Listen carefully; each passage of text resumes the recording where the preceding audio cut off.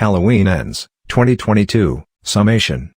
On Halloween night in 2019, 21-year-old Corey Cunningham is minding little fellow named Jeremy, who plays a trick on Corey by locking him inside the loft. Similarly, as Jeremy's folks get back home, Corey kicks the entryway open and incidentally thumps Jeremy over a flight of stairs, railing to his demise. Corey is blamed for deliberately killing Jeremy, however has gotten free from murder. After 3 years, the town of Haddonfield, Illinois, is as yet faltering from the repercussions of Michael Myers' most recent killing binge in 2018. While Michael has disappeared, Laurie Stept is composing a journal, having purchased another house and residing with Allison, her granddaughter, who is currently a medical caretaker. In the interim, Corey is working at his stepfather's rescue yard. Returning one day, he is provoked by secondary school menaces and harms himself all the while. Unnoticing Laurie carries him to the specialist's office where Allison works. Allison and Corey foster a relationship and later go to a Halloween party, where Corey is stood up to by Jeremy's mom. In the wake of having a contention with Allison, Corey leaves the party and runs into the harassers, who lose him an extension. He is hauled into the sewers and defied by Michael, who in the end lets him go. On the exit plan, Corey is defied by a vagrant. In a battle, Corey wounds the man to death and escapes. Corey and Allison go on a supper date, however Allison's ex, cop Doug Mullaney, appears and hassles them both. Corey later draws the cop into the sewer. Michael arises and kills Doug to Corey's pleasure.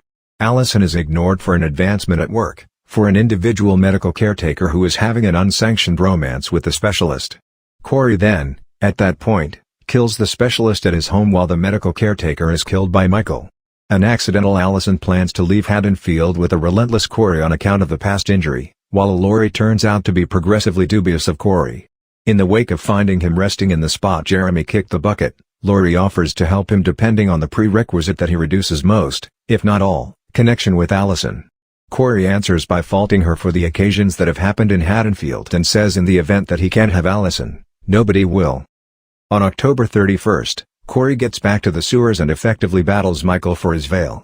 In the meantime, Laurie and Allison contend as she intends to leave, and Allison, as well, faults Laurie for Michael's activities.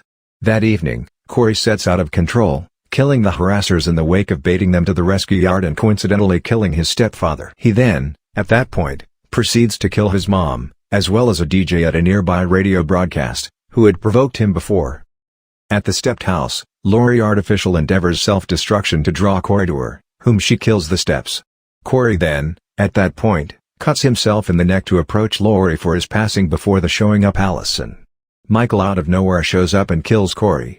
A battle follows, and Laurie figures out how to stick Michael to the table. After a battle, Allison shows up to help stifle lastly kill him. Laurie and Allison take his body to the rescue yard by police escort, drawing in the occupants of Haddonfield, who follow them in a parade, and discard it in a modern shredder.